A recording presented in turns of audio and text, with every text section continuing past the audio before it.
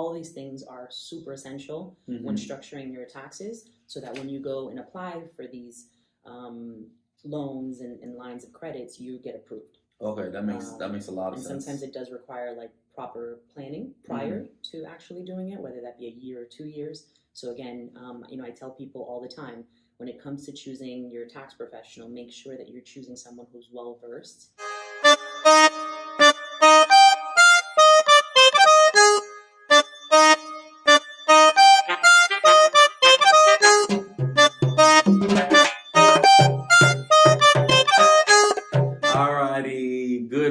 Good morning, everybody. Kenneth Morillo here, broker associate with Compass, Florida, license number BK33543.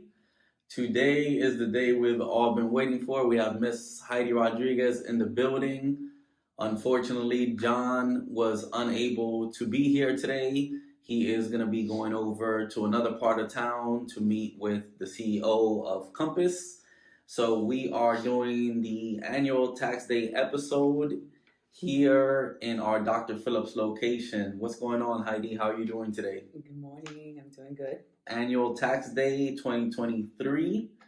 And we're here to talk taxes. Today's the deadline, right? It is.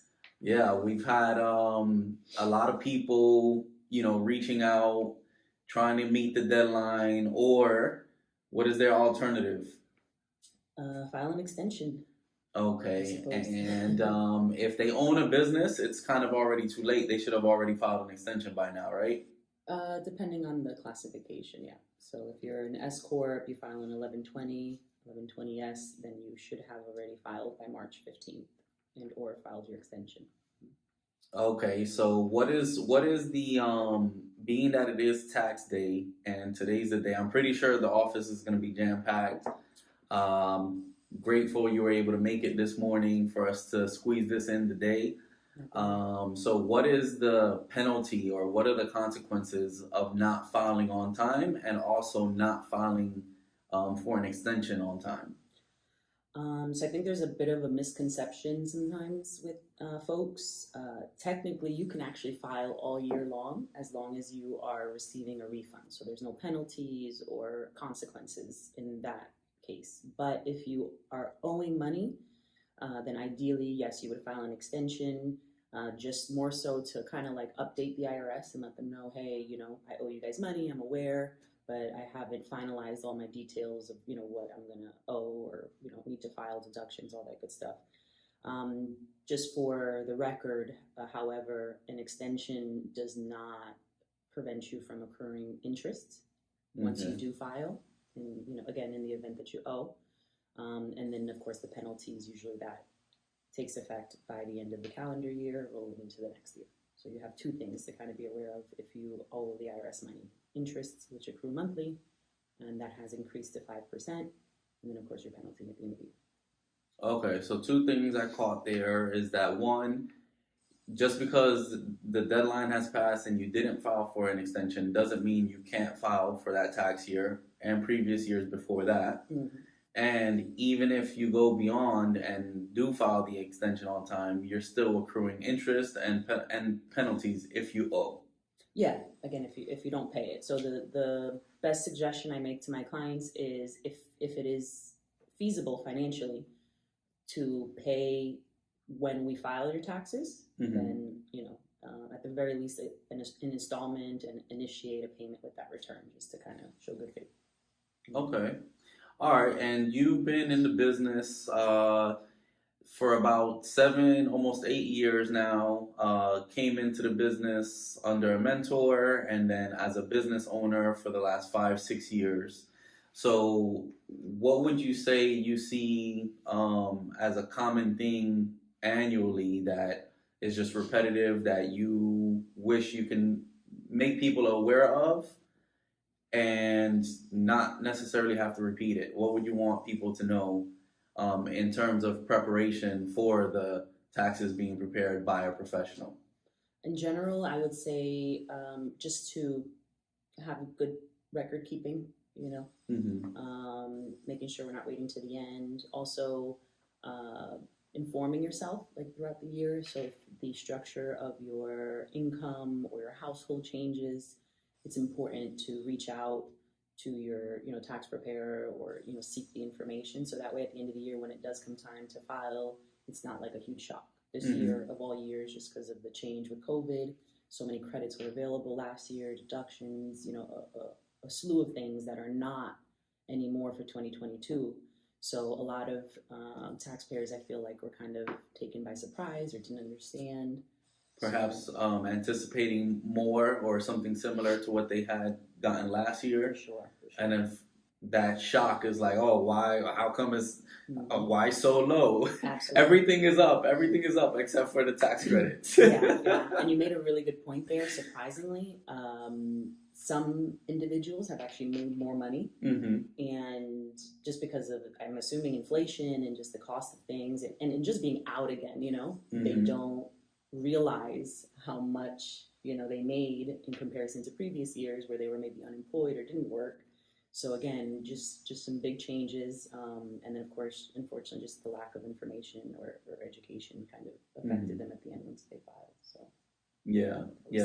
That's definitely big. I know a lot of people, due to the pandemic, have been pushed into creating different sources of income. Not understanding that, although they got creative and increased their income, not understanding how to manage their new financial situation. Sure. And then getting pushed into that. Now they're doing what they love, perhaps producing better results. Now they're getting pushed into newer tax brackets that they're not understanding and how to manage, or what the tax code says and how they can file in order to benefit them most. Yes. So, we're going to go over a few concepts here in regards to homeowners and 7 tax breaks that they can take advantage of based on their home ownership, right? Yes. And essentially, you're going to be educating us on the deductions and credits that would be beneficial for homeowners to know, to see how these credits pertain to them, how these tax breaks would benefit them, and how they can or why they don't qualify for certain tax credits, right? Yes. So I'm assuming you deal with both taxpayers who are non-homeowners and then taxpayers who are homeowners, but they just know that they own a home and don't necessarily know how it plays into taxes. Do you have any idea, more or less, like your ratio of homeowners to non-homeowners that you have in your client base?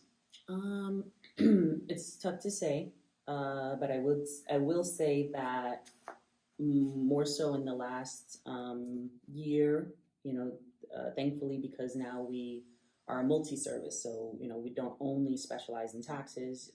As you know, we work with you for home buyers. So with that being the case, I feel like we've attracted a lot of different type of clients now that are looking to invest and purchase a home. And I'm sorry to interrupt, but I forgot that I didn't even mention the business name. So Yes. You're with Tax Specialists of Kissimmee, or you're the proud owner of Tax Specialists of Kissimmee, who has been around officially since 2016, 2017. Yes. Located in the heart of downtown Kissimmee. So we're at a new location. We are about 2 blocks away from the courthouse, 1000 Emmett Street in downtown Kissimmee. We've always been in downtown Kissimmee, so we assist clients nationwide, virtually, so you can tap in anytime. So, all right, I know you also have dealt with homeowners who don't live in the homes, that they own a home but they live out of state. So we're going to go over these deductions and see how they can be applied, and let's just discuss the first and foremost, mortgage interest deduction. Can you kind of give us an idea of what that is and how it can benefit homeowners during the tax season? And then what are the limits and the qualifications? Sure. How can I tap into that deduction as a homeowner who is paying a mortgage? Sure. So a lot of the deductions that we're going to go over, there are qualifications. So first, we'll kind of discuss them, and then we'll talk about how you can qualify and if you do qualify. Okay. So as far as mortgage interest deductions, the mortgage lender will provide you with a document. It's called a 1098 mortgage interest statement. That outlines everything from the balance of your mortgage, the interest paid, taxes paid, and of course your insurance, if you have. So that information is plugged in, obviously, into a 1098 for your deductions. Now, typically, again, we'll talk about how you can qualify for those later, but those are available for your primary and secondary home. Okay. So I know there have been... Is that primary and secondary only? Typically, yes. In this case, to take it as an itemized deduction, yes. So you typically have a standard deduction as a taxpayer, and we can kind of maybe show them that on a screenshot visually later. Yeah. Okay. So based on your standard deduction, you can decide if you have enough itemized deductions to take that versus your standard deduction. And one of those would include your mortgage interest statement. Okay. And is the mortgage interest statement kind of like your W-2s where your employer is going to send it to you? Is that something that the lender is going to automatically send to homeowners every year? Or is that something that homeowners have to request and try to, go online on a portal and download it? Or yeah, some mortgage companies are better than others about mailing it out. Again, keep in mind sometimes your mortgage company will, sell it off or transfer it to another mortgage company. So it is important to reach out to them and or have access to your account online so that you can retrieve that. I have taxpayers that will provide us with the tax assessment for their property. That's public records. So I don't need that. Yeah. We do need the interest statement. So definitely either reach out to your mortgage company or, log on to your account or create one prior to, getting your taxes done. Okay. And do you know anything about timing? Because you said it's very important. What would be better for clients before getting their taxes prepared is the record keeping and preparation. So at what point of time from the end of the year and the beginning of the next year are those statements typically released? Like most things, again, it can vary, but typically when it comes to tax documents, for the most part, everything should be out and or available by the end of January. By the end of so within a month period? Yeah. Okay. The following year that we're filing. Okay, so you kind of blended two. You mentioned the property tax deduction. So let's just go into that one as well. So how does that work, and what types of property taxes are deductible? Like, is there any caps, any limitations? What like is the entire amount of taxes that you pay deductible? Again, if we are talking about your deduction, so you're either taking your standard deduction or your itemized deduction. And if we are taking the itemized deduction, then technically yes. And again, that's going to be on that document. And for some individuals, it's more beneficiary because they have state taxes. So here in the state of Florida, we don't have that. I don't see as many, unless they're high income earners, that will take this itemized deduction just because, it's pretty straightforward. They're just paying their federal property tax, right? And however, there are individuals in other states that they're paying sometimes county, state, and property taxes. States like New Jersey and New York that have extremely high state taxes and property taxes. A lot of them obviously have migrated and moved to Florida just because of that. So these are individuals that would definitely benefit from taking these type of deductions. Okay. And what is the difference for those who are new to filing their taxes or don't know because it's their first time owning a home, first year owning a home? They may not have even known about homestead until this year. What is the difference between a deduction and a credit? Elaborate a little bit more when you say that. Like, are those two words synonymous, or like just basic terminology for the common taxpayer going into home ownership and maybe owning a business? Like, what is the difference between a deduction and a quote unquote credit towards your tax refund or your tax return? I'm just coming from a place of acting like I don't know anything. Like, let's bring it as elementary as possible, as basic as it can be put. Because as professionals, we tend to assume that everybody knows and understands what we're talking about, right? And I know that this question was not written anywhere, but it just hit me like, I like to break it down as simple as possible. And I just don't want to go all the way left, I guess, because I feel like you gave me two parts. So realistically, when you're dealing with a business owner and or an investment property, it really is a totally separate conversation. And maybe we can touch on it a little bit later or have a different episode on just that, because they are quite distinct. You know? Okay. But I would not say, and there are going to be some things that you can, I guess, receive a credit, but it ultimately is really an adjustment. So I guess to answer your question, if I'm answering it correctly, it's more deductions than credits as homeowners. Okay. And so that's why they call it a tax break. Exactly. You get a break on certain. Yeah. And I get a lot of people, so it's a good question. That's what I'm trying to kind of think in scenarios that I've had with clients and things like that, or even in training with our team. But yeah, absolutely. People will come and they'll say like, oh, can I get a credit for this? Or, I did this to my home and, I read about this and it gives me a credit.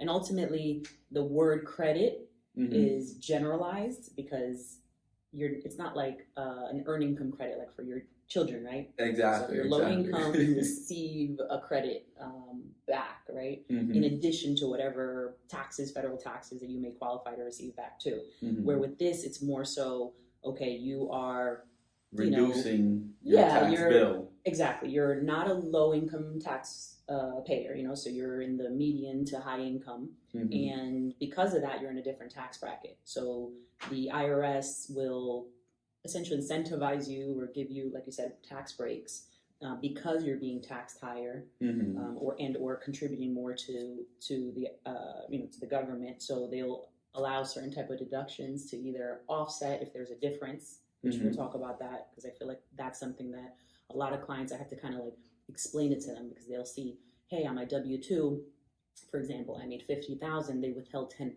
That's $5,000. Give me my money back. Yeah.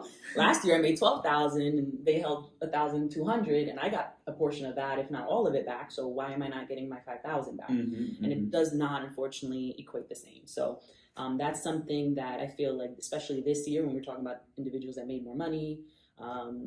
Maybe they changed the way they file. They went from filing married to single. They had dependents. Maybe their dependents are, off away to college now, or they just can't claim them for whatever reason. So these are significant changes that to them, ultimately, they just look at it like, hey, I pay taxes, give me some money. And it doesn't, necessarily work that way. Yeah. Okay.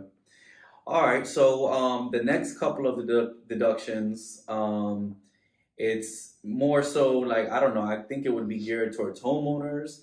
I don't know how it works exactly as far as, all right, a home office deduction.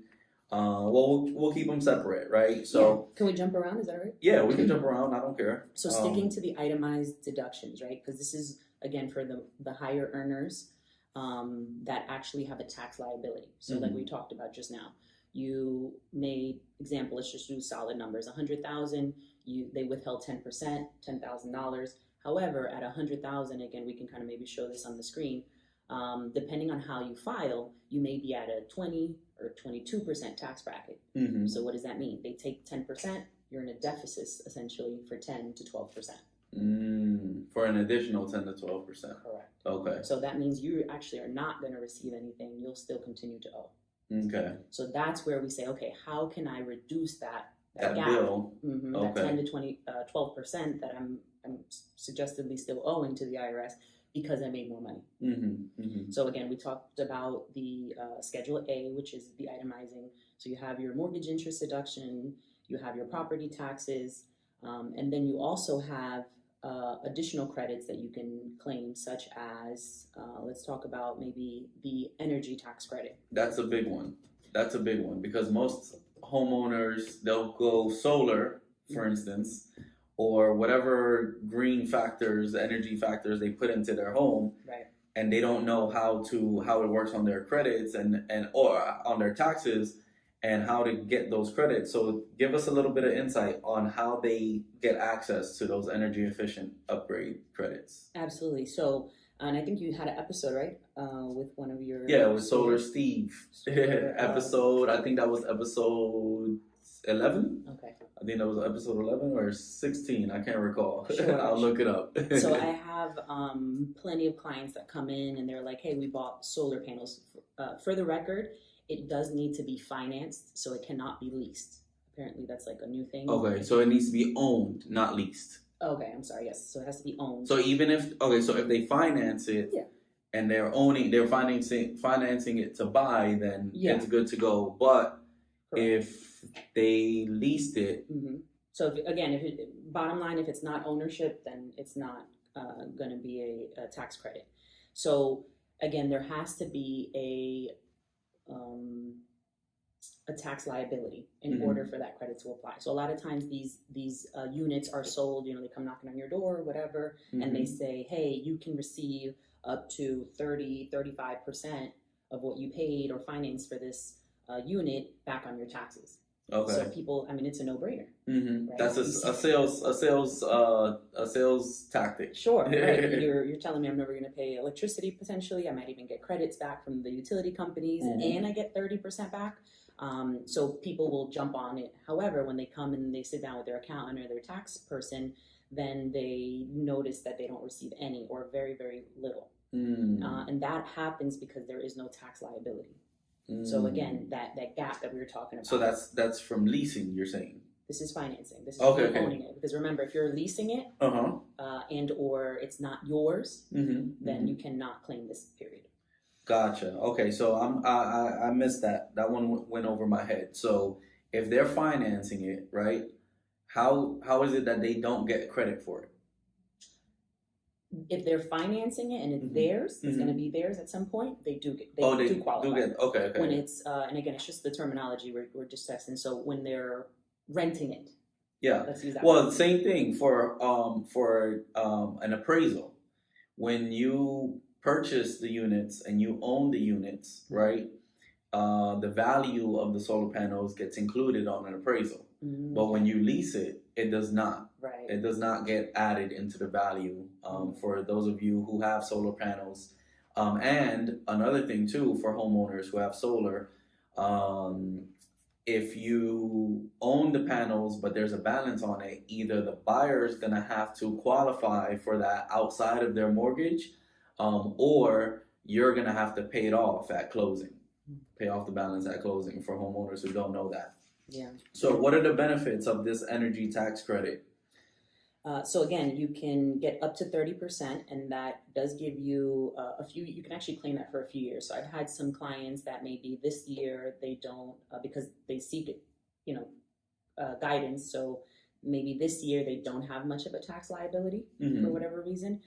But maybe next year or in the future years, they're predicting to make more money, or maybe, again, if you want to get real creative, and I do suggest that you speak to your tax professional before doing any of this, but maybe you want to make some kind of adjustments to your tax withholding, then that would make sense. You strategically make those adjustments, so then you will have a tax liability at the end of the year, and then that credit will be applied. You'll actually see the results of it or the benefits of it. Okay. And again, for the energy tax credits, that's everything from solar panels. It can also be energy efficient upgrades to your home, like the geothermal heating, cooling systems. Maybe you redo your insulation to energy efficient. A lot of these things come with I want to say like certificates. Okay. Okay. So is that something that has to be presented for like to qualify? Is that a requirement for the tax credit? Typically, your tax professional, we've been in the business for many years, and we're very grateful that, we haven't had to change anything in our business. So a lot of that is because of the integrity that we do keep. So a lot of times it is important that you do present those things to your tax preparer, so that way they can keep record of it. And that way, if in the future you're ever audited, because you can be audited within, up to 5 years, so that way they have the information, you have the information. So if it's ever lost or misplaced, everybody has it, and we feel confident reporting those deductions, and you can sleep well at night. But again, that includes windows, doors, and things of that nature. So anything, and this is just a small list, so anything beyond that, by all means, you can reach out to your tax professional or to us. Okay. All right, and then I know this is a big one. I know this one is extremely concerning when people are expecting a lump sum of money.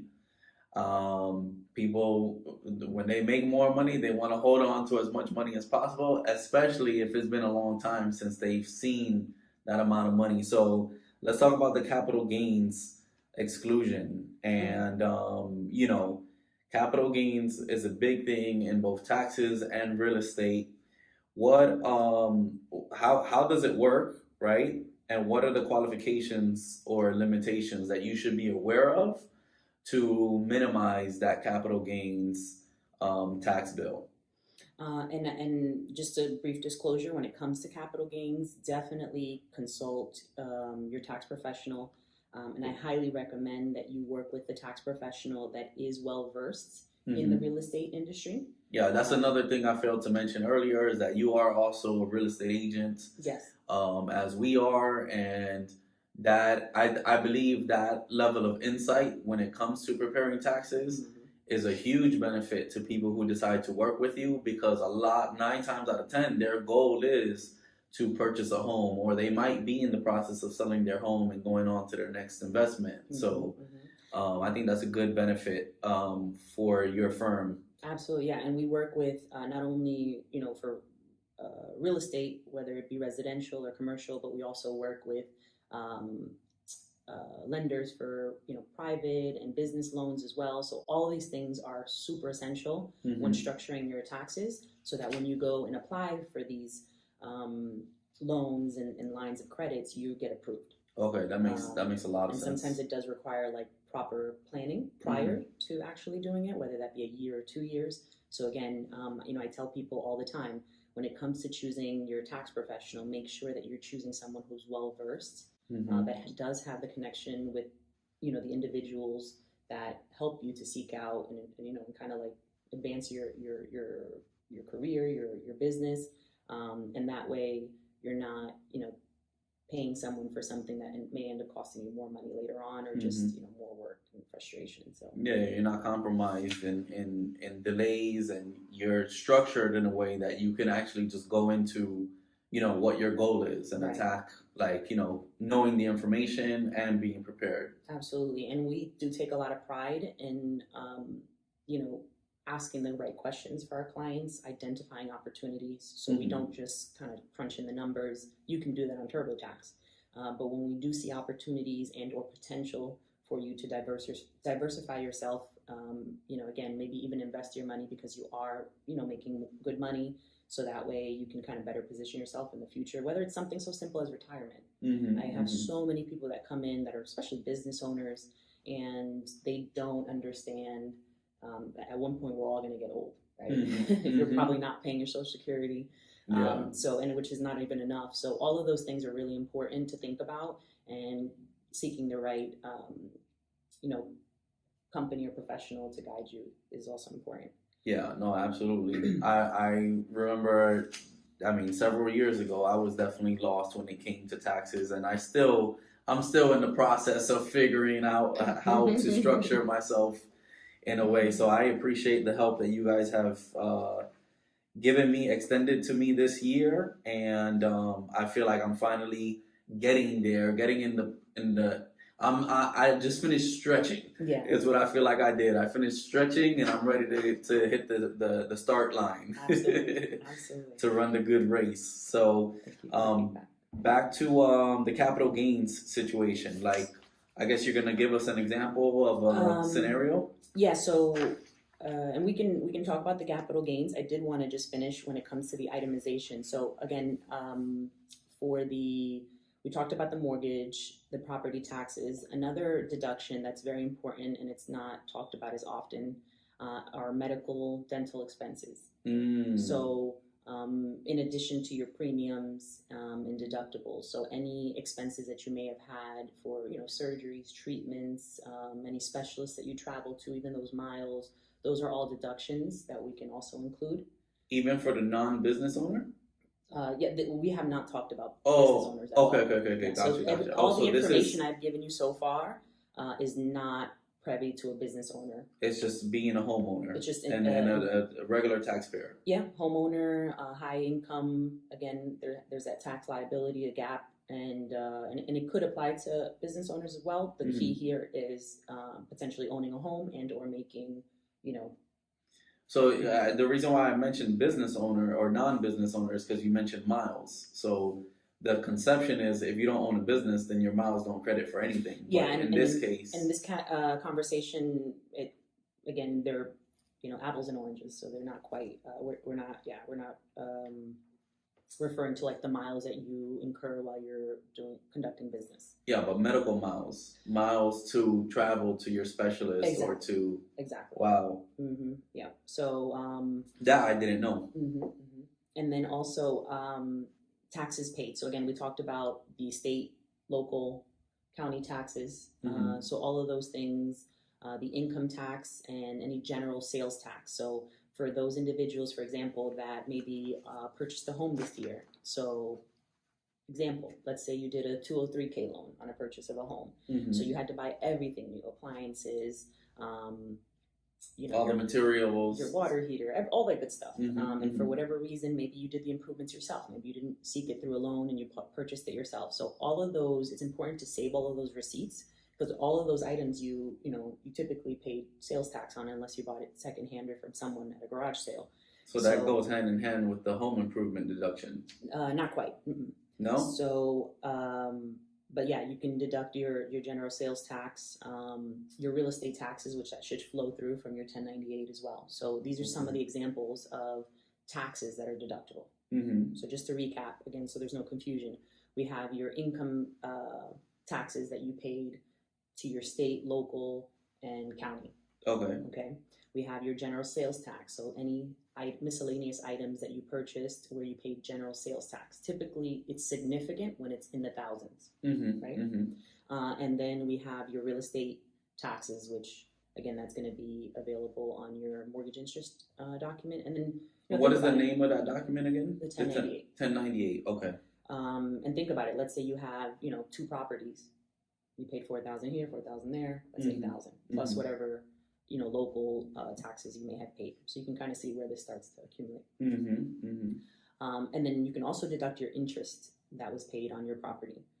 Maybe you do have you took out a second loan. Maybe you took out really any kind of loan that you're paying interest on, whether it be your property directly. You can also deduct those. Okay. Gifts to charity. This was a huge thing because it actually increased in the last year or two. So now you can actually deduct up to 60% of your AGI. AGI is your,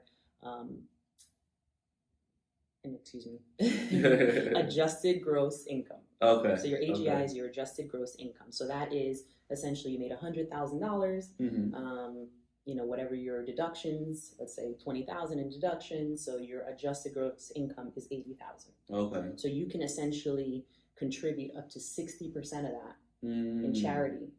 And again, these are viable sources. So, churches, nonprofits, organizations that help against cruelty for animals and for children, any of those things. If you are contributing cash, the organization should provide you with a written statement. Mm-hmm. And as a tax professional, we do require that. Yeah.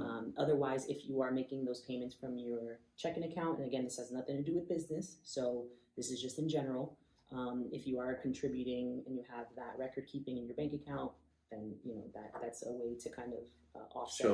Show proof, right? Yeah, without having necessarily the letter, but it is important to have some type of documentation. Yeah. Okay. And then last thing is really other miscellaneous deductions. So this can include, now this is subject to limits, typically about 2%. And this can be everything from federal estate tax, gambling losses, that's pretty big, impaired related work expenses, unrecovered pension investments, Schedule K, ordinary loss debt instruments, so again, I don't know what that is. Amortizable bond premiums. I'm gonna be completely honest. I don't know what that is. And again, we won't dive into that, but you can by all means look it up, and if you have bonds, then you'll know what that. So that's typically for your itemized deductions. Okay. And again, these are for W-2 employees that don't qualify for the business deductions as a business owner would. And they're typically high income earners where there's a tax liability. So like we talked about, there's a gap. What is that line that what once you make a certain amount, what makes you considered as a high income earner? Well, I can tell you, low income typically is about 25,000 a year. Okay, so under 30,000. Yeah, that's considered low income, so you qualify for like the earned income credits. And then you have like your middle, so it just depends on your tax liability. Okay. So if I can rephrase it, I don't want to say high income necessarily, but it's just more so you're no longer, let's say, at a 10% tax liability. Okay. So if you want to know where you fall, by all means, you can reach out to us. We do have a tax bracket the chart, right? To help you kind of know where you fall into based on how you file in your income. And then, of course, this information is also available on irs.gov, and you can read the instructions on your W-4 form. Okay, so are there any other deductions or credits that you can say, generally speaking, most homeowners, if not all homeowners, can qualify for without having to do too much? Or is there anything any tax tips for homeowners that you have that they should be aware of before coming in to see you? It's case by case, unfortunately. Again, I would just say don't presume just because you purchased a home. Like I get from many clients, they purchased a home this year and they're like, I bought a home, where's my credit? More so, if possible, take some time to kind of do some research or contact, your local professional, so they can kind of get an assessment for your situation to see if there are any opportunities available. Either way, we do report that information. But yeah, that's what I would recommend. Just kind of seek some guidance and some information, just to make sure, so that way you're not misrepresented or expecting something that you may not qualify for. Okay. All right, and being that today is annual tax day, I know you guys have a lot of stuff planned for the clients that you have been working with the last several years.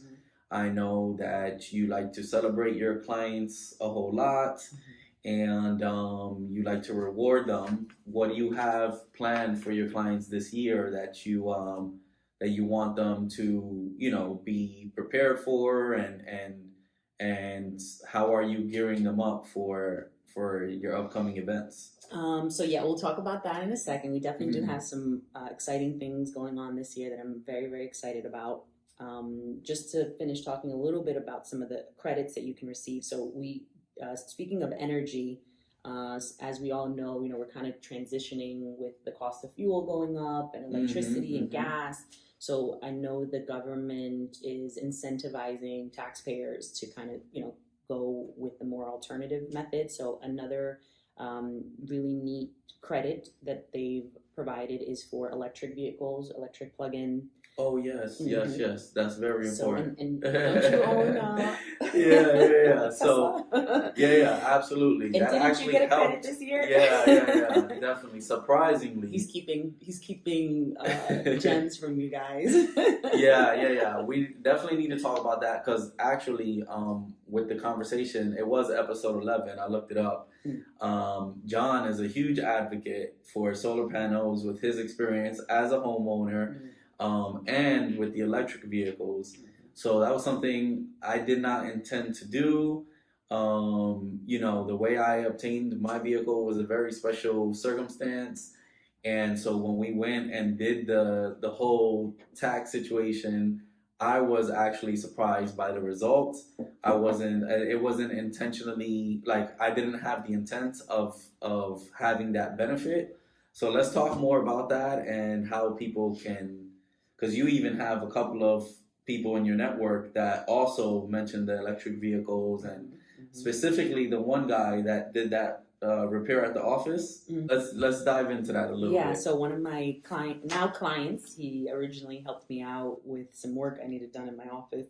and he became a client. And I think you guys had like a whole dialogue about. Yeah, what was he wasn't a client before? No. Oh, he was new. Okay, cool. He was cool. referred I was to me. not aware of that. He was referred to me from someone from my organization from church to come and service my ACs at my house, because that's what he does. He does maintenance. Mm-hmm. So then I called him to come to the office, and he had done some AC work there, and then reached out to me to file his taxes. But when he came to do the work in the office, Robert happened to be there that day, and they got into this whole conversation about, you know how people talk about politics. Well, they were talking about electric vehicles. And I think the debate was Tesla, American made versus I forget what he had. Japan, he has a Kia. The Kia. Oh yeah, the Kia. The Japanese or it's Korean. Okay. Korean. Okay. Yep. So that, we were talking about that, but all in all, we also discovered that the electric vehicle, so there's a lot of, I guess you can say, kind of like rollout changes that are occurring when it comes to these electric vehicles. So consumers just be aware that a lot of this is changing as it's rolling out. So under it's subject to change. Absolutely, and it has already significantly has already changed. So under the Inflation Reduction Act, between 2022 to 2032, you can actually claim these deductions, and these are going to be for American vehicles now. So American-made vehicles. Correct. So there is a cutoff. By all means, consult your tax professional so you can be well advised. And you can receive a credit up to, or an adjustment, right, on your tax liability up to $7,500. And now with the new Inflation Reduction Act, you can actually receive a credit if the vehicle was transferred. So up to one transfer. So let's just say two owners. So a second owner. Correct. And they can receive an adjustment of up to $4,000. So, and then again, there's a lot of other things with business owners that we'll talk about here in a second when it comes to, deductions and or credits for your vehicle. But this is just one for the electric ones. So I think you've seen some of those as well on your taxes, between the credits for the electric vehicle. And being a business owner, we got to do some depreciation and stuff, which we'll go into some of those with the home office expenses and improvements and moving deductions and all that good stuff.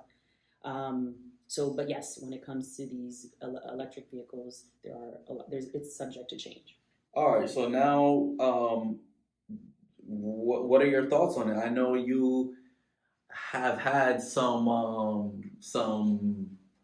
I guess, I don't know, false beliefs, or I guess you were anti-electric vehicles. I knew. Sorry to expose you.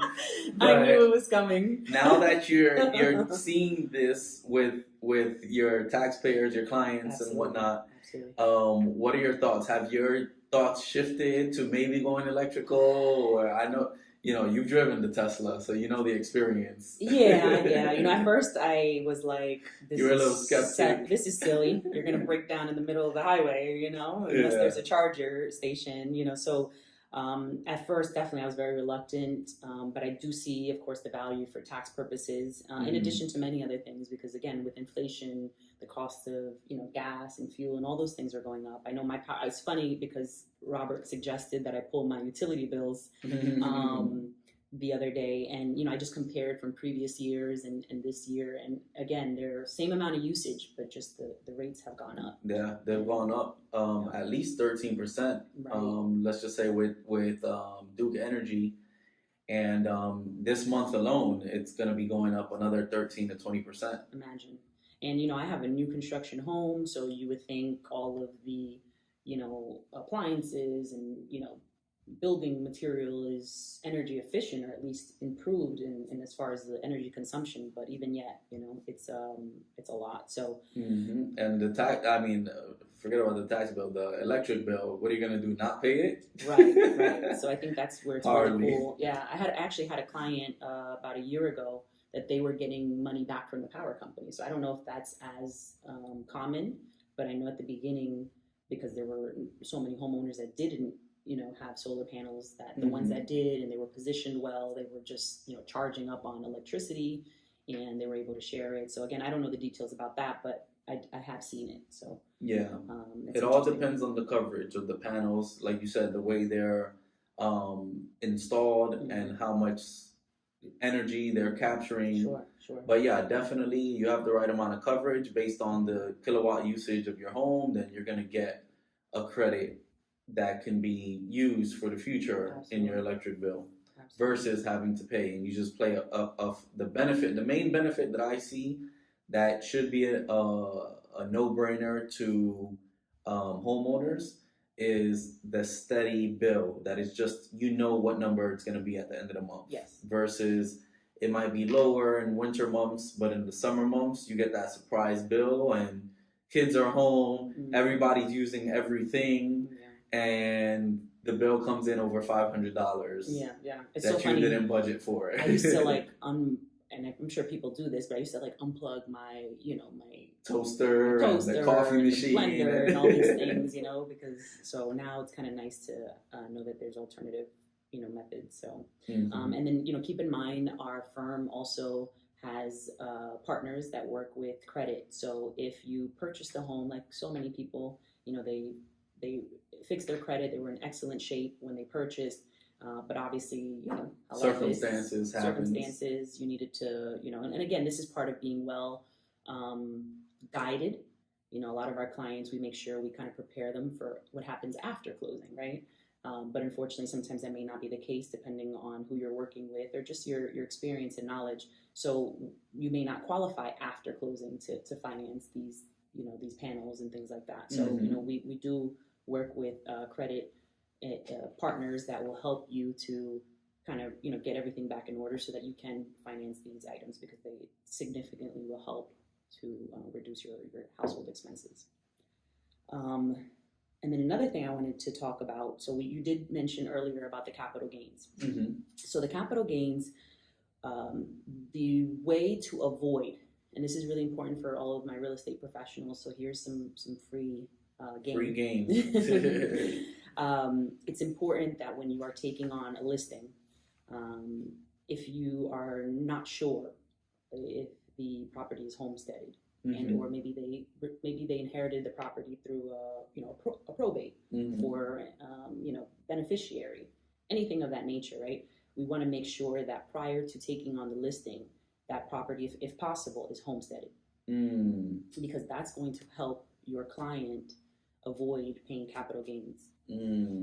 So I've had a few clients this year that have, worked with other real estate professionals. They came to us as new clients, and now they're crying, unfortunately, because they have a $20,000, $30,000, $40,000 tax bill because of capital gains, because it was not structured right. And then now they're just sitting at the closing table, and title says, hey, you got to sign this document that you're, do you want us to withhold the taxes now or pay for them later? And and they're shocked, they're taken by surprise, and they're fighting like, oh no, this is my primary residence, but this is where we live, this is where my son lived before he passed away, and unfortunately it's just too late.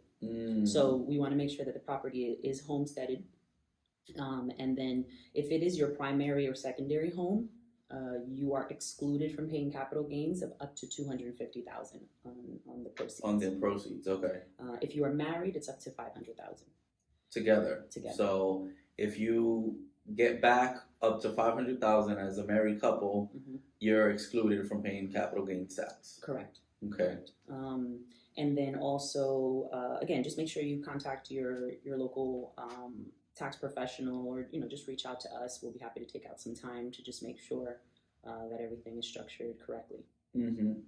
So to qualify for that as well, you have to have used the home as your primary residence for a certain amount of time within the last 5 years or so, right? Yeah. Okay. Yeah, typical homestead again. So if you meet the homestead parameters, then it's recorded like that at your county, and then obviously title, when they do their estoppel, I think it's estoppel, when they order, when they do all their paperwork, right, for closing, they will be able to identify that and file the appropriate forms. Yeah, and definitely for homeowners too, speaking on this topic, homestead is not something that is automatic. It's something that you have to file for with your county before March 1st of the following year that you purchase your home. So any date before March 1st that you purchase your home, um, before March 1st of the next year, you have to file for a homestead exemption yourself Yeah, so with the county. I have a funny story, and I won't call you out, brother. But so a few years back, when I was heavily only involved in my tax business, you know, a relative of mine ended up purchasing a home with their friend that was newly in the business. Long story short, the agent, you know, didn't have a follow-up process, didn't advise them the right way. So he did not homestead his property, like many new homeowners, right? Especially if you're young, the new millennials getting into home ownership, they're just like, this is what they told me to do. They don't know what homestead is. Yeah, they're like, what is that? They just told me to buy a house, you know? So it's really important that you work with a professional that has some type of system, whether it's directly them or through their title company or their mortgage lender, someone that is providing you notifications for things like this that are important as homeowners, so that you can make sure that you know, do the necessary. It's super easy, right? It's just your name, address. I mean, it's the simplest thing ever. As long as a county is up to date with things, you can do a simple submission online. But even if it doesn't take nothing but a day to go to your local county property appraiser office and file for that homestead exemption. Like, that's something you definitely want to do with the savings on the home, because I think it's also very similar to this. 250 as a single, 500,000 for married couples. I think the homestead exemption on the property taxes is like 25,000 if you're single, and 50,000 as a married couple. And there's also there's a VA one, and for the elderly as well. Okay. So again, just, you know, look up the information or feel free to reach out to us. So, so that's for capital gains.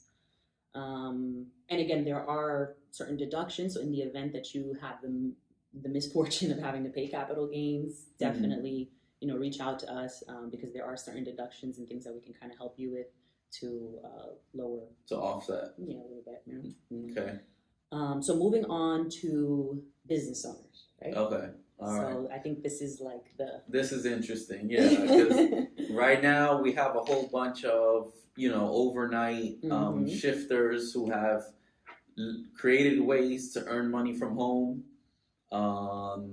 You know, they are now making enough money to register their businesses, which is another service that you guys provide, right? Business registration, business formation. Yeah, yep. And if I can chime into that. So one of the things that really separate us from going on through like, there's so many companies, right? There's LegalZoom. There's another one that I've seen a couple clients that they literally come into my office showing me thousands of dollars that they paid to register their business. They still have no idea. They have no one they can really reach out to. Their accountant queue is like 2-3 weeks before they reach out to you. It's only through, you know, chat. So it's really, really nice. Low end support. Yeah, low end support. You know, remember, this is what we do. So we understand not only the value that we provide our clients, but also we understand that it's just one stepping stone to possibilities in the future. So we are equally invested in you as you are in yourself. And I think that makes a huge difference when choosing, you know, a professional to represent you in all of these areas that we're talking about. So when it comes to registering your business, our registration fee starts at $350. As most of you know, just through SunBiz, it's $125. So our profit margin is quite small in comparison to some of these other companies. But one of the neat features is that you are going to have that initial consultation. So that includes some time that we kind of go through your situation of where you're at. You may be just starting maybe an Amazon store, you know, or you have been renting out your properties that maybe you inherited and now you're looking to structure it because you're making a lot more money. So whatever the situation is for you, we will kind of go through that and assess and make some suggestions to help you. So that way you're not just starting a business and kind of just like in the air. In limbo. Yeah, that's very important for preparation, because the first handful of businesses I ever opened was just me, hey, I learned how to register the business. Right. But I did not consult with no tax professional. Right. I was just trying to see what stuck. Right. And it's funny that you say that, because, you know, you had like you had like a whole spreadsheet of companies. I had like 9 entities. You know, I was like so embarrassing. But I'm glad I went through all that and learned everything that I learned and know now. Absolutely. And I'm glad that I have your guys' help No, because absolutely. that guidance is key. Yep. So yeah, when it comes to registering your company, you reach out to us, and that has to be renewed. Your annual report has to be done every year. So again, these are just some of the benefits. Everything is kind of under one roof. So All right. So now, as a business owner, new business owner, and let's say I've owned the business home for under a year, how can I tap into these other deductions that Absolutely. moving expenses and then home improvement? Yeah. So again, once we register your business, we do provide you with a template. It's kind of a guide that you can then it's in an Excel format, so we can share the actual spreadsheet with you, so that way when you get home, you can actually adjust any line items that maybe don't apply to your business or industry. And again, part of the consultation, we kind of help to identify some of those so that you feel a little bit more confident when you go home, and any reporting quarterly that you may have to do, right? At that point, depending on your business size, we can determine the classification, if we need to do it just as a LLC sole member, or if we need to actually incorporate it where there's a business or corporate tax return that needs to be filed. Sometimes even helping you receive some kind of deductions, maybe putting you on a salary, running payroll, so many things, right? So many different factors. So many different factors. Which is yet again another service that you provide is the payroll management and accounting. Absolutely. And I have clients that have, for example, filed a certain kind of way, maybe a Schedule C on their 1040, and now they're generating more money, or again, just based on their goals or the direction where they're going, and we have to restructure everything. Okay. So I have an excellent team and great support. So thank you for everyone that that helps me, because we do hundreds of clients in a given tax season, and there's no way I could do it all by myself. So my team is super essential. We have checks and balances in place to just make sure that everything is being done right, and it's in your best interest, so that it can help you progress. All right, and let's just say, like, for the ones who did file on time, right? Let's say there was an adjustment that needed to be made or something needed to be changed because they found some new information out. That what can be done after the fact? If I've already filed my taxes for the year, is it, what is it called? So this is actually where that's why we are a full service firm, multi-service, and we are open year round. So again, we're not a fly by night. We've never changed our company. We have moved to a new location, a bigger location, just to be able to service our clients and team members. But we do want to make sure that if you are behind on your taxes, or better yet, maybe you just are questioning what was filed, you have someone that you can come to. So this is around the time that we have an influx of clients that come in to have their taxes reviewed, and or it's called amended. Okay, amended. So, the amendment. That's I couldn't think of it at the time. Correct. So the amendment is going to be anything from corrections, revisions that need to be filed, and or taxes that were not filed previously. Okay. So it kind of falls under the same umbrella. Okay. The nice thing is that now a lot of the softwares allow us to process those things electronically. In the past, it used to be only done in paper, so you know how that goes. By mail, snail mail. Yeah, so it gets lost. But now most of that stuff we can do electronically, and then at that point, if any corrections need to be made, we can do those for you. So by all means, if you have any reservations or doubts about how your taxes were prepared, and you just want to get a second opinion, we'll be happy to review that for you. Okay. Awesome. And then, in addition to that, if let's say you've lost those documents, you don't know where you worked, because a lot of times people think that, I haven't gotten anything from the IRS, so whatever, I don't know taxes. And then, a few years later, something they want to do, like purchase a home or start a business, requires them to do that. Now they have all of these years that they need to file, and maybe some of those years you were supposed to receive a refund, or even just from 20 and 21 where we were getting stimulus checks. All of these things that have either made the IRS privy that you are on the radar, right? Or that now that you need to file for whatever reason. So we can help you acquire any of those transcripts or information that was reported on your social, so that way it's accurate. So again, that's one of the services that most tax offices, when they assist you in preparing your taxes, they really don't care about what the past, as long as they're getting paid, right? Mm-hmm. But we do want to make sure that we review your tax history and we are filing everything that is reported to the IRS so that you are up to date, in good standings. And to put them on a path that's aligned with their direction, their goal, Absolutely. the goal of what they're trying to So accomplish. if you have like a huge tax bill, don't fret. There are definitely options with the IRS to help you, do installments, monthly payments, things that are comfortable for your financial circumstance. So we can help you with all that. Okay, cool. All right, so I purchased the home. There happened to be a cool little office off to the side of the master bedroom, but I have to make some adjustments. So now I have the cost of improving that area and moving in my office equipment, my home office equipment, and all that good stuff. Absolutely. I want the juice. How can I qualify for these deductions? Are you sure this is for you or for them? No, I'm just presenting a scenario. For them, but it might pertain to me. We don't know yet. Gotcha. So one of the items that's mentioned here is the home moving expenses. So typically this particular deduction is going back to what we were speaking about earlier, the itemized deduction. However, keep in mind that as of 2017, and I made the notes, that is no longer available. What is the moving expense deduction? At all? At all, yeah. Okay. I had a little folder of paper here. Oh, well, that was my lack of research then. It's okay, because technically it's still there. So again, going back to what we just mentioned, if you haven't filed taxes, like I have a client right now who's doing 10 years. You sent me a few that are right behind. 6 years. Yeah. So typically for credits, 3 years in arrear is what the IRS will recognize. But if you had income that was taxable, we want to report it, obviously. But yes, so let's say you do need to file from 2017 or prior, and you have the record keeping for your moving expenses. Maybe you had to move to another state. I think the requirement is at least 50 miles further from your home. From the old workplace than your previous home, yeah. Then you can qualify for this. So definitely reach out so we can discuss those limitations and what can be deducted.